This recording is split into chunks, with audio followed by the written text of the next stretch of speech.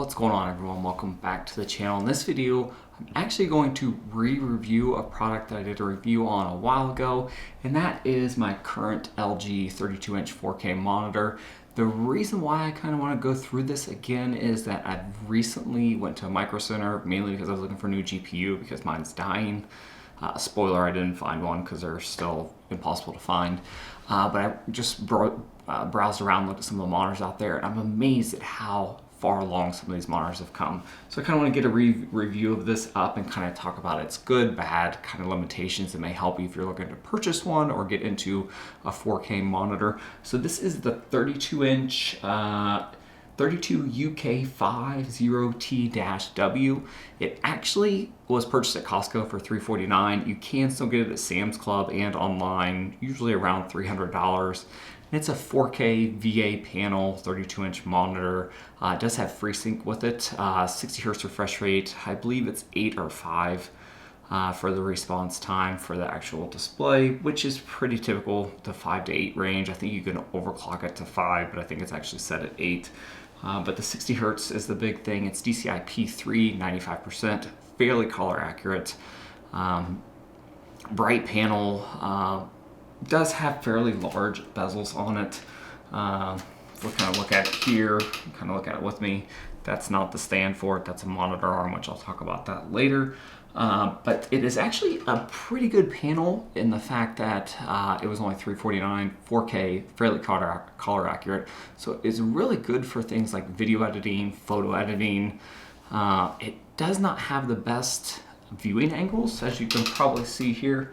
And that really creaks. But it doesn't have the best viewing angles, and that's more because it's a VA panel. IPS panels tend to have a little bit better viewing angles. VA panels are kind of in between IPS and TN when it comes to their quality. They're very color accurate displays, but they don't do well with viewing angles or with high refresh rates. So it's very hard to find a VA panel with, let's say, 120, 144, 240 refresh rate. Usually they're stuck at 60. So that's the one thing. It does have fairly large bezels for 2021, where everything's kind of going away with bezels altogether. So that's a few of the kind of things that you notice when you're looking at some more modern $500, $600, $700 monitors, even some of the 4K ones or the 1440p, the higher refresh rate monitors out there. So for $349, you get a 4K monitor, pretty color accurate. You do get FreeSync, no G-Sync is enabled on this. They do have a newer version that has Usbc and I believe G-Sync, but I believe it's $449. This does not have Usbc. There's no a USB hub or anything in here. It just has some USB ports for charging, and actually I don't even know if it has any USB ports now that I think about it. It does not. So you have a power, you have DisplayPort, and 2 HDMI. That's it. So there's no fancy here. And if you can see the back of the monitor, I don't know if you can actually see this, but it is disgusting. This is a white monitor on the back. You can get an all black one now, but the white gets fairly disgusting, but you don't see that. So that's not something that I would actually worry about. So for $349 or $299 if you can get it on sale, even on Amazon, you get a pretty good actual display. 4K 3840 by 2160. A few of the downfalls, and then I'll talk about all the good things, which I've kind of already mentioned. The first is that it's a VA panel, so you're not going to get those high refresh rates. And I recently saw LG's 27-inch, I forget what model number it is, but it's 144 hertz refresh rate, and it looks absolutely amazing. There's no bezels, there's no, it just looks way better than this. I believe it's also a 10-bit panel. This is an 8-bit.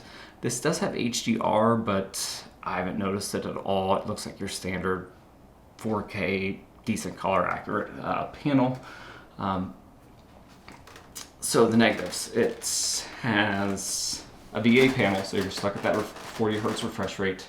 The monitor stand for this is garbage. I have it on a monitor arm, which I paid around $50 for. But if I get the actual stand over here, it is metal, so there is some metal down here, but it's just very wobbly. It doesn't feel very secure for such a large actual monitor. So that's something that, why is this thing pointed down like that?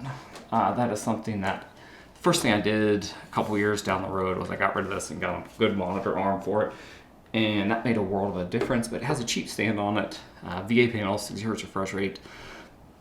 It is very color accurate, but it is not as color accurate as I would like. It is calibrated by LG, but I don't know if they actually do the best color calibrating compared to like some of the Dell Professional or U-Series monitors out there. Or some of the BenQ ones, I found that they're really, really color accurate, but the color accuracy is pretty good.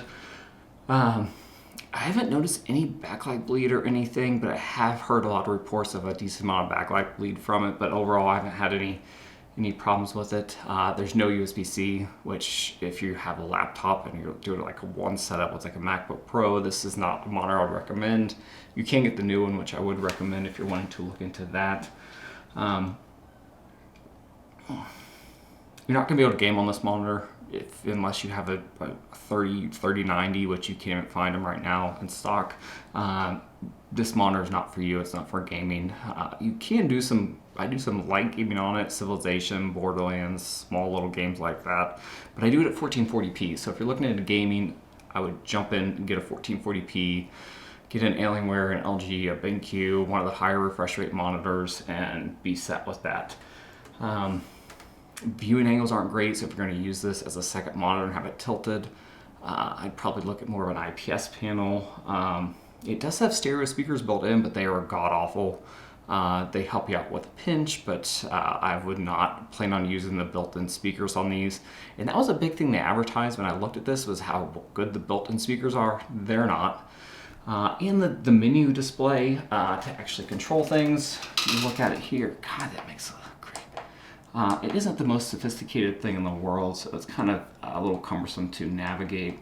And you have this little wheel down here, so you're not going to have any of your...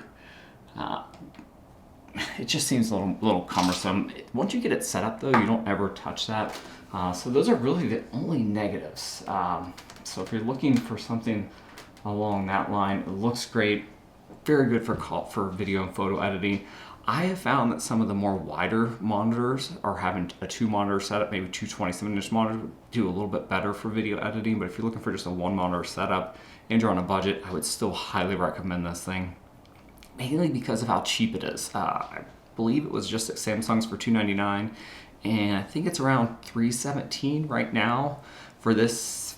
I think it's for the newer version of this, not the one with USB-C, which I think is a steal for that price point. So I would still highly recommend this, but I would try to go look at it in a store. And if you're maybe looking into doing any type of gaming, I would not get this monitor. I would get something different, mainly because when I went to Micro Center, all the monitors there, especially the high refresh rate ones, once you've seen a higher refresh rate monitor and then you go back to a regular 60 hertz, it's very difficult to just get used to that, because it's just so much more fluid. It just looks so much more crisp, clear. Granted, the monitor I looked at was $800 and this was $350, so there is a little bit of a price point there.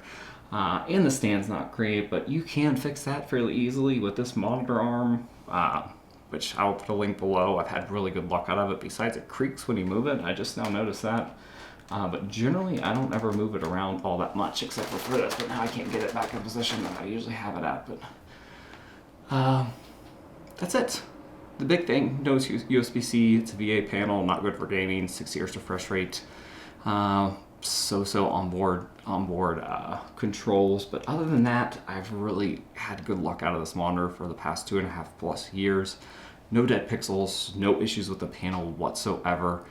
It is a little slow to actually turn on, but that's again something that is not going to matter. You're not turning it on ultimate real quick. I mean, it's like 3 or 4 or 5 seconds before it turns on. It's not anything that's too drastic. So that's it. I am probably going to upgrade this down the line. I really like LG's 27-inch 4K. I think it's 144 hertz refresh rate. I believe it's their nano IPS display. That's probably the one I'm going to get. I've also looked at some of the 38, 39-inch kind of the non-curved ultra-wide.